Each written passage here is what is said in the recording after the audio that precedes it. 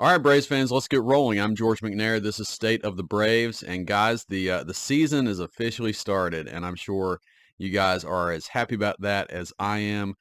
Real baseball is underway. The Braves, of course, started the regular season at the Philadelphia Phillies, and they begin the season. It's basically where they finished off. Unfortunately, of course, they finished last season in Philly, and so it seems ironic that they would have to come back and start this season, maybe exercising some of those demons from last year, back in Philly in front of a lot of those same fans who I know were, I'm sure, shouting not so nice things to the Braves for about 3 days. If you follow Michael Harris on Twitter, you can see some of those exchanges, and I think I'm becoming a bigger and bigger fan of Michael Harris and how he just does not shy away from any of that stuff. So that being said, the series went well. The Braves won the series 2-1. Yeah, the last game, you kind of walked away from that feeling like the Braves probably should have or could have won that game, or that maybe the Phillies got a little lucky with a couple things. I mean, that is baseball. It goes that way sometimes, and you figure some of that stuff evens out in the end. But nonetheless, the Braves dropped the third game, but really dominated the Phillies for the first two games of the series, and ultimately you got to feel pretty good about coming away from that series, winning 2 out of 3, and just starting your year on a positive note. Seems like the Braves sometimes over the last several seasons have started kind of slow, and I know that they've even gotten swept in Philly a couple times over the last several seasons when they've started there. So it certainly is better to win 2 out of 3 here. So just not a lot of Braves news outside of just them playing games as of late, except one big piece of news, and that is, of course, Sean Murphy has had to go on the IL with a grade 1 oblique strain. He's going to be out for, well, you don't really know with obliques. You're hoping 2 weeks. He is on the 10-day IL right now.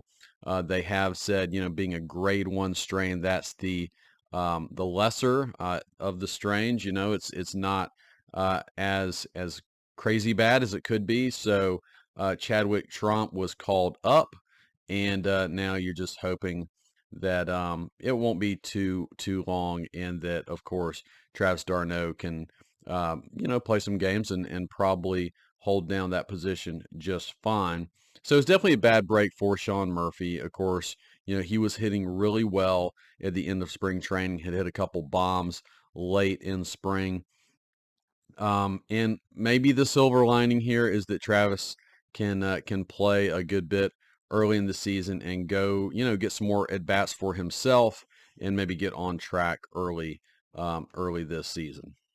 All right, guys. So let's go ahead and do just a review of what the Braves just did in Philadelphia. Again, taking 2 out of 3 from the Phillies. Game one, it didn't. Well, it started as a pitcher's duel, and it was certainly that. Wheeler versus Strider. You could expect that, and but it did not end as a pitcher's duel, as the Braves took it 9-3. So the Braves actually went down 2-0 on the Phillies in the fifth inning off of a Brandon Marsh home run. Just another kind of frustrating start for Strider, in that he was dominant until one pitch. And Marsh, you give him credit. It was a fastball pretty much right down the middle. He took it the other way for a home run off Strider in the fifth inning. But once the Braves got Wheeler out of the game, the game really turned for the Braves. So Wheeler, you give him credit too. 6 strong innings from him. We know how tough he can be. But the Braves really battered the Phillies bullpen. Duvall stepped up in the seventh inning, 2-run double from him. That was really awesome to see. That was a pinch hit double. Welcome back Adam Duvall. And then in the eighth inning, the Braves just unleash on the Phillies bullpen, including Jose Alvarado. And, that was just really great to see. A lot is being made of both of these teams' bullpens. I'm going to get into that a little bit later in this episode, but the Braves really jumped on the Phillies in this one, the Phillies bullpen. It was all capped off by a Matt Olson 3-run double. He had a 3-double game from him, so a great start from Olsen in the first game of the season. Game 2 in this series, Aaron Nola was not fooling anybody in this one. I don't know if he's just not quite ready for the season. Maybe he's just getting loosened up. I'm sure a lot of pitchers are kind of in that situation at this point in the season, first start. But he was not good. Um, and the Braves really took advantage of that, and they smoked the Phillies in Game 2 of this series, 12-4. Ozzie Albies got off to an early start in this one, 2-run shot in the first inning. This was the Braves' first home run of the season, so yeah, they scored 9 runs in the first game without a home run, which is just a reminder how diverse this offense can be. But they definitely used the home run in Game 2 of the series. They had 4 total home runs, Ozzie hitting the first one. Now, this one, got off to a good start, and then the bottom of the first was just a nightmare inning for Max Fried. Could not get out of it. I believe the first time in his career he's not gotten out of the first inning. Had over 40 pitches, and honestly, I think if this was midseason, the Braves let him get through that and try to get through 4 or 5 innings. But being the first for his first game of the season, not totally stretched out yet. You get a little nervous when a pitcher's out there for 40 plus pitches. So they took him out of the game, bring in Jesse Chavez, and it got better from there. But it was a very frustrating inning. The Phillies fouled off a ton of pitches. You could tell Fried was not sharp. He was just missing his spots a lot. So a lot of balls with this curveball, and usually he can drop that in for strikes, and he just was not able to finish off many guys, obviously only getting 2 outs in that inning before having to exit. Of course, if you watch this game, he did punch out the third out of the inning, and basically a pitch right down the middle, a little high, but obviously very much in the strike zone. That was not called strike 3.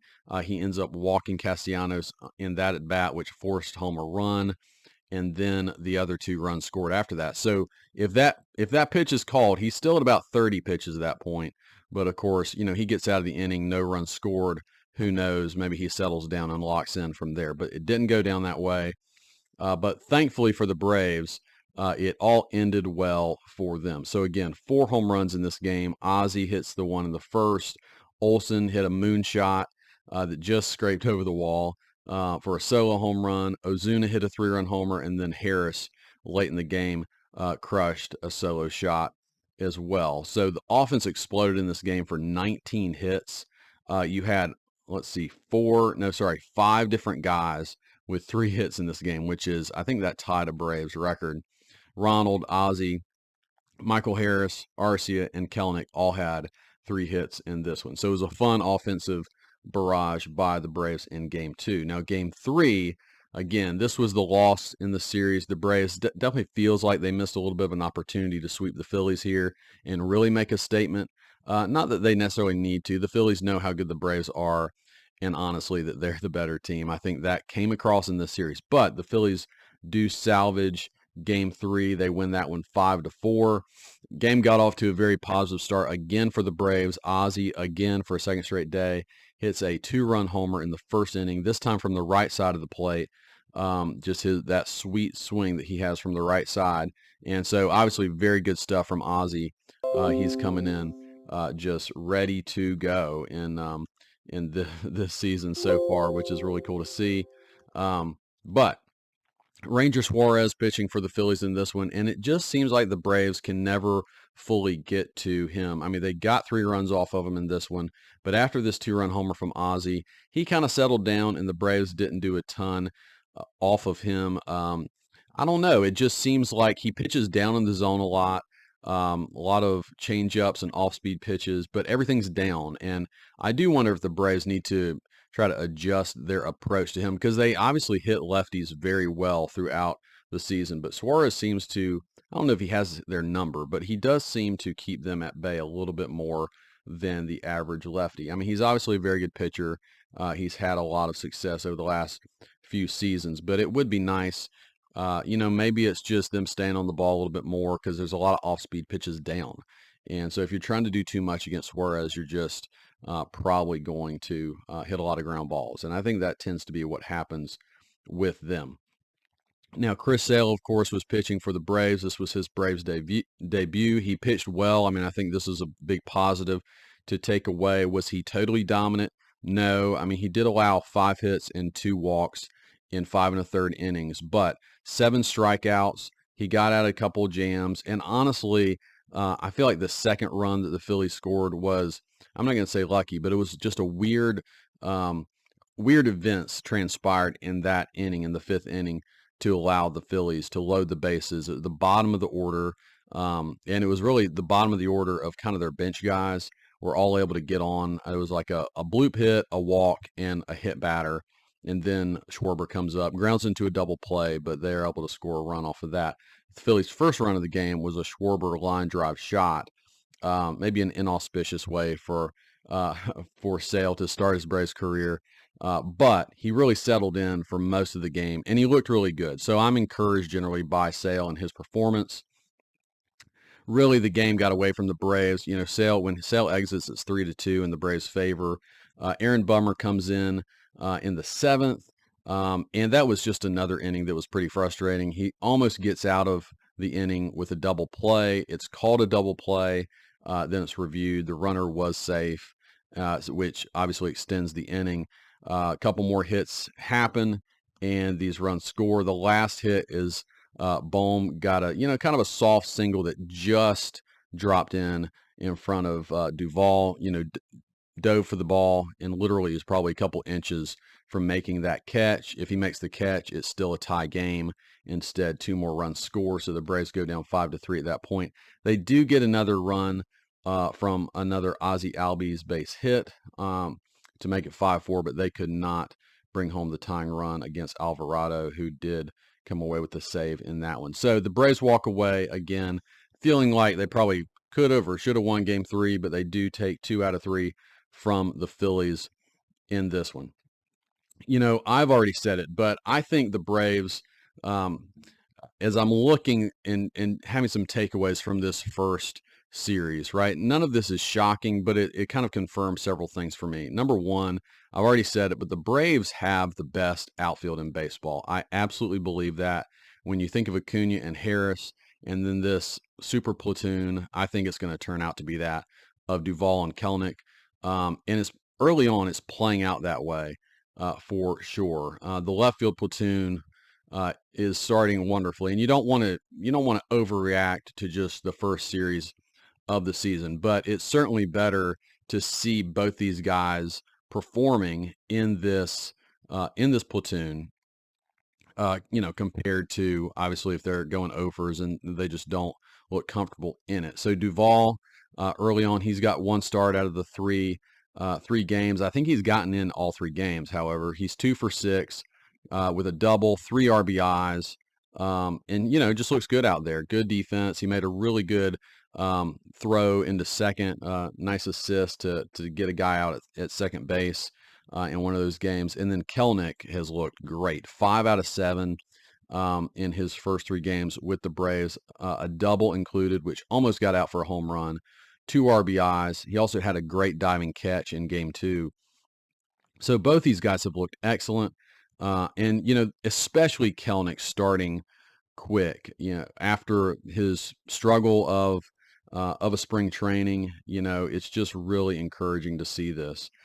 He's had some really good at bats. I mean, it's not just like he's swinging first pitch and getting some hits. He's had to battle in a couple of these at bats, especially his 8th inning pinch hit double that set up Ozzie's RBI single in the 8th in this Game 3.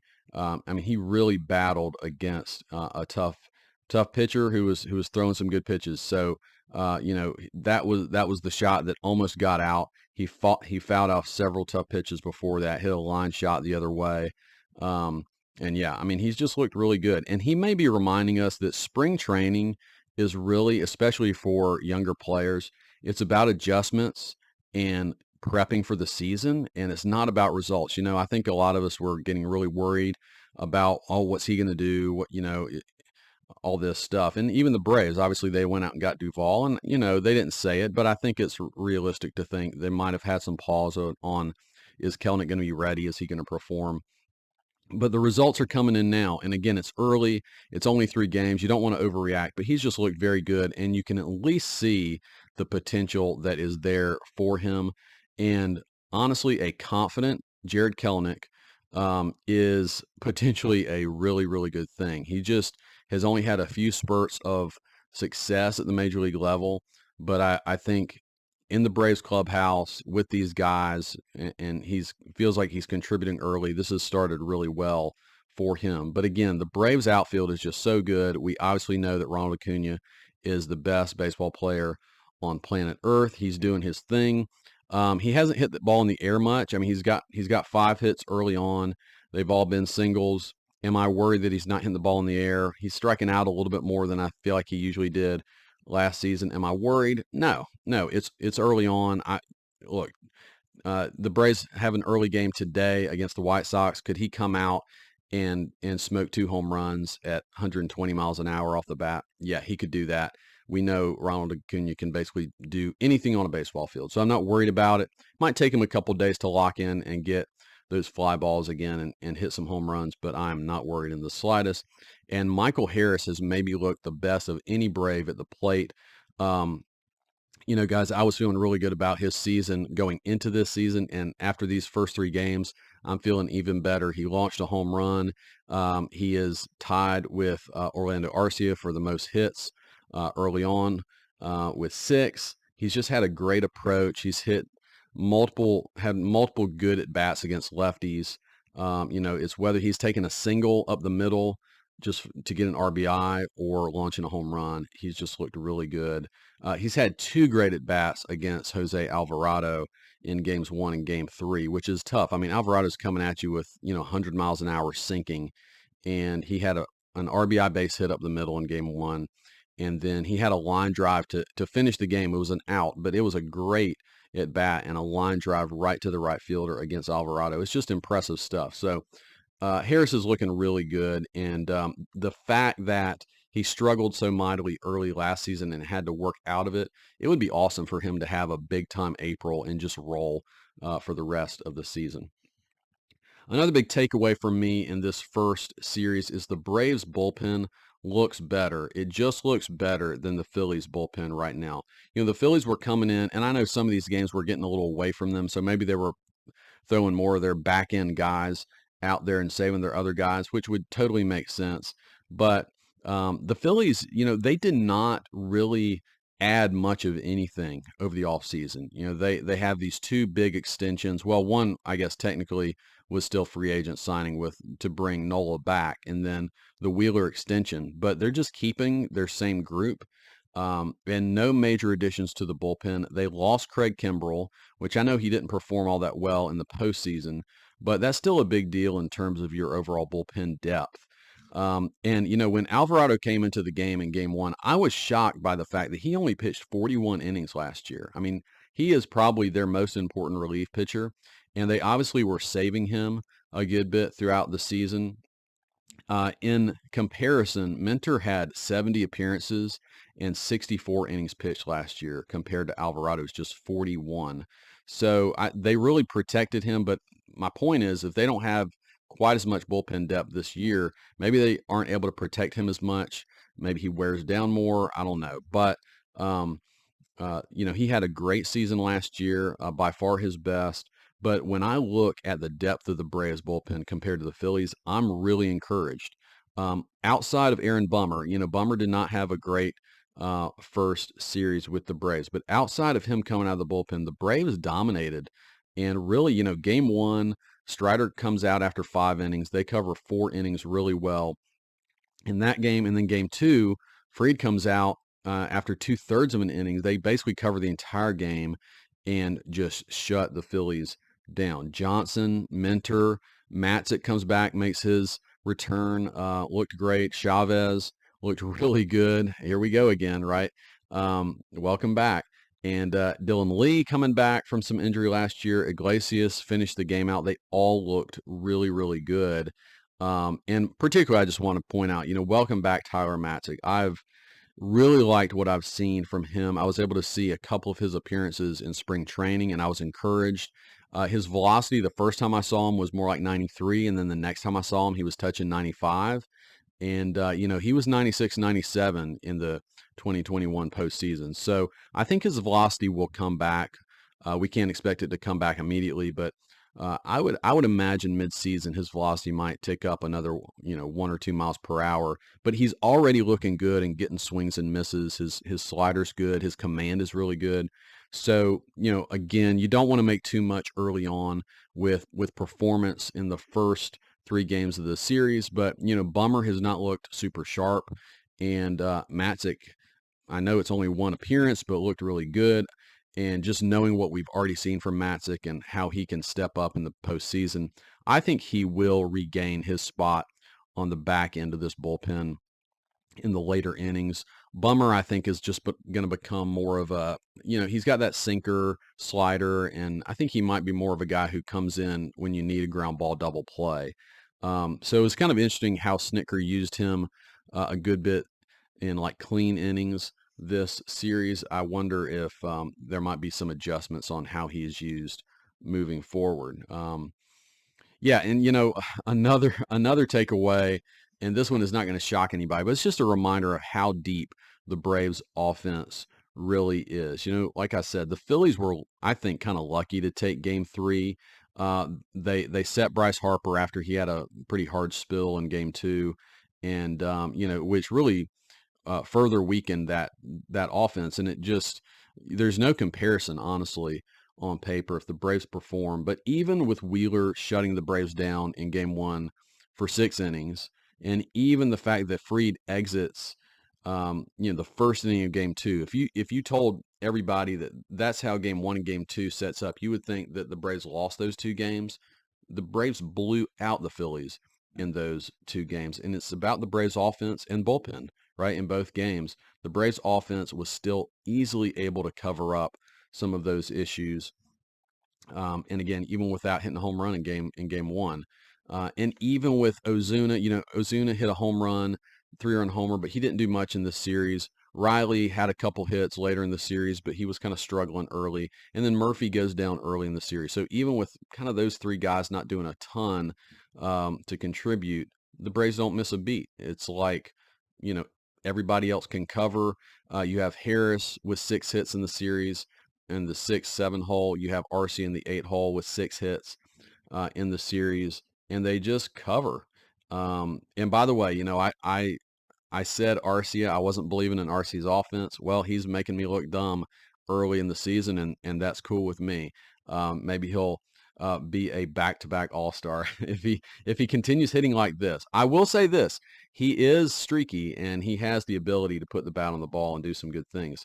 And he definitely had some good at bats in this series. And then, guys, Ronald, Ozzie, Kelnick also pick up 5 hits in this series. Again, Kelnick does it in only 7 at bats. Ozzie, 5 hits, including 2 home runs. So this offense is just so fun to watch. We are so lucky as Braves fans.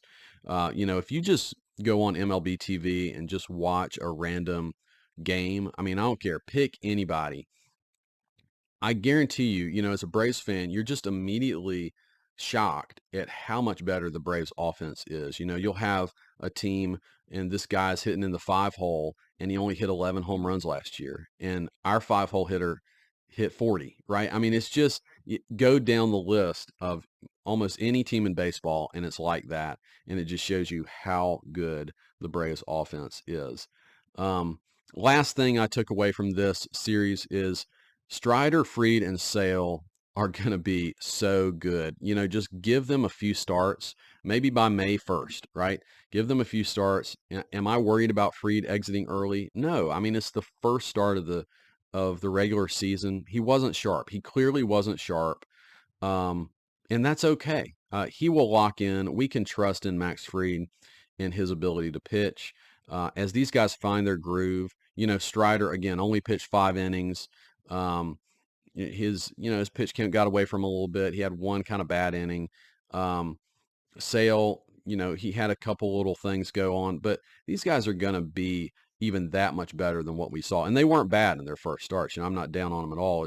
They're just going to be that much better as they start to lock in over their next several starts. Their pitch counts are going, they're going to be able to stay in the game for another inning or two, and it's just going to be that much better for the team as a whole. But I think what we just saw in these first three games is the very low end of what these three starters can do, obviously Fried especially. But I promise you guys, none of them are going to be satisfied with their first performance. These guys are all like high. That's one of the best things about these top three guys. They are hyper competitive. Fried is the most low key of them, but we know that he is really competitive too. So they're going to be driven to be better every time out, and I just have no worries about these guys. All right, so the Braves are going to go on and play the White Sox in this upcoming series. By the time you guys listen to this, the Braves might be playing the White Sox in their first game. They have another afternoon game here on Monday. The White Sox are not supposed to be very good this year, and so they do have a couple Braves, former Braves that we might see in uniform. We might see Kevin Pillar out there, Nicky Lopez. I don't think Mike Soroka is going to pitch in this series. We'll probably see him in the dugout some. So that's kind of neat, but the Braves are going to go into Chicago, very chilly Chicago. Weather is supposed to be quite cold. Oh, and by the way, are there any other Braves fans out there that are as annoyed as I am that the Braves, number one, never get to play at home on opening day, but also they are almost always sent to these cold weather cities. I mean, Philly, that first game in Philly, well, of course, Thursday was rained out. Friday was like crazy windy, but now they're going to Chicago, and it's supposed to be in the 40s. All three of these games. Actually, game 3, it might be in the 30s and be snowing. When the Braves play in Georgia, it's like, let's go down to Georgia in in late March, early April. Why don't we do that, MLB? But I never understand it. So anyways, I might even blame the cold weather for Sean Murphy's oblique. I don't know. Maybe that's a little much, but you're tighter. You're coming straight out from 85 degrees in Florida, and suddenly you're playing in upper 40s weather. I don't think it's great. All that being said, the Braves will be in Chicago. Game 1 will be Charlie Morton versus Chris Flexen. Flexen is a righty. He's been around a little while, hasn't had a ton of success. He has a career 4.95 ERA, and he had an ERA over 6 with Colorado last year. I'm sure he's happy to be out of Colorado, but on paper, the Braves have a big advantage in this one. We'll see how Charlie does in his first start. He looked pretty solid in spring. So I expect the Braves, at least on paper, the Braves have a pretty good advantage in this one. Game 2 is very interesting to me. Reynaldo Lopez will make his Braves debut versus Crochet. So Garrett Crochet is a lefty. He was kind of the surprise opening day starter for Chicago and then pitched great. He pitched 6 innings, 1 run, 8 Ks. Now it's against Detroit, maybe not the greatest offense in the world. And he lost that game. It was a 1-0 game, but he flashed some really good stuff. So it's just kind of interesting. We'll see, typically the Braves usually take care of lefties. And Crochet is not like a highly touted prospect. So we'll see if he can back up one good start with another. Again, the more interesting thing to me is Reynaldo Lopez. How does he look? Kind of interesting. He's making his Braves debut against one of his former teams. So I would assume he would be pretty comfortable pitching on the off of the Chicago White Sox mound. But yeah, definitely take a look at him in game 2. That is the first night game the Braves will play all season, and then they'll be back at another day game after a night game. So this will be Strider versus, we don't know yet. I feel like it's a really bad sign for the Chicago White Sox that here you are in the 6th game of the season and you already don't know who your next starter is going to be. All that being said, Strider is likely going to come into this game pretty steamed over that 2-run homer that he gave up to the Phillies. I think he's going to very likely dominate Chicago, but obviously be fun to watch him on the mound again. And again, this is the game that could be in the 30s with maybe even some flurries of snow. So, thanks a lot, MLB.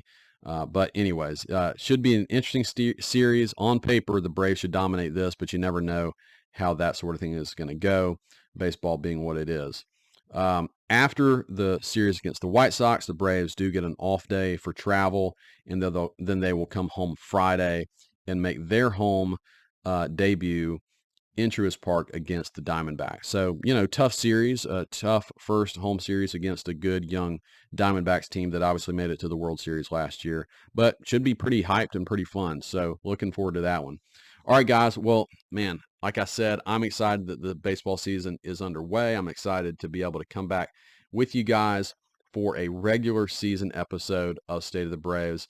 And I'll definitely talk to you soon, guys.